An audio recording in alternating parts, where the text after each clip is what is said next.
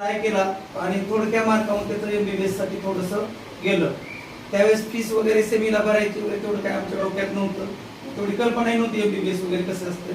अन्नाला थोडीफार कल्पना होती, पण तू काही कारणास्तव थोडंफार राहिलं आणि त्यातून पुढं तो दोघांच्या चर्चेतून BDSला त्याने ॲडमिशन घेतलं आणि BDS दरवर्षी त्यानं काढत गेला. दरवर्षी म्हणजे कधीही गॅप न म्हणजे बॅक न ठेवता त्याचा चांगल्या मार्काने BDS उत्तीर्ण होत गेला आणि MDSला गेल्या वर्षी त्याचा नंबर ट्राय केला पण तो लागला नाही.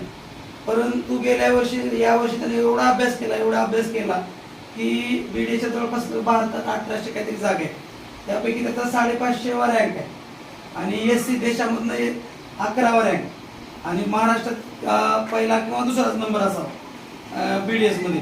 आणि त्याच्या मनासारखी साईड त्याला म्हणजे सर्जन जे दाताचं तोंडाचं पूर्ण माऊथचं जे सर्जन आहे ती त्याला मिळाली आणि ते फिटनेस सर्टिफिकेट घेण्यासाठी तो भावड्याकडे गेला होता डॉक्टरांकडे आणि शाश्वत हॉस्पिटलमध्ये गेला आणि त्याची चर्चा केल्यावर त्या केरळला जायची इच्छा होती आणि मग चर्चा करत करत सगळ्यात जास्त फेलोशिप त्या कॉलेजला आणि नंबर 1चं कॉलेज आहे ते कळाला आणि तो नंबर त्याने तिथे टाकला आणि लखनौला ते त्याच्या मनासारखं कॉलेज मनासारखा विभाग त्याला ते मिळाला आणि हे सगळं आनंददायी वातावरण होतं. नाहीतर आम्ही विचार केला होता की जर यावर्षी जर त्याचा नंबर नाही लागला गव्हर्नमेंटला तर काहीतरी फीस भरून वगैरे सेमीला वगैरे लावावा असं विचार होता.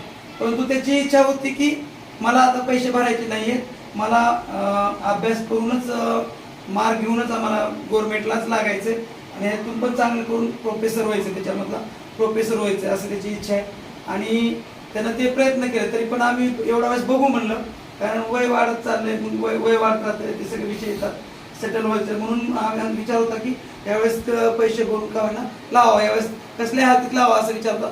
परंतु ती काही वेळ आली नाही. त्यानं आपल्या जिद्दीवर मेहनतीवर इथंच बसून खूप त्यानं अभ्यास केला. इथं चिवला सुद्धा MBBSला लागताना त्याचा फायदा झाला.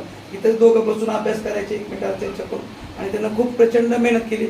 आम्ही या रूममध्ये आम्ही एंट्री सुद्धा करत नव्हतो, फक्त फरशी पुसायला ती बाई यायची स्वच्छतेसाठी. आम्ही एवढं त्याला ते म्हणजे अभ्यासासाठी वातावरण दिलं होतं आणि ह्या सगळ्या एकंदरीत पार्श्वभूमीचा खरं श्रेय त्याचं तर मेहनत आहे त्याला तर जातं, तो याचं सगळं श्रेय भाऊला जातं. खरं तर हे कुटुंब स्थिर ठेवण्यासाठी भाऊनं एक कुटुंब करता म्हणून घरातील करता माणूस जर चांगला असेल, निर्णय घेणारा महत्व असेल आणि स्थिर, त्याच्यामुळे कुटुंब स्थिर ठेवतं आणि कुटुंब जर स्थिर राहिलं तर अनेक मुलं घडतात. आता चिऊ भैया घडला आहे, चिऊ पण घडत आहे आणि सुमित पण घडेल.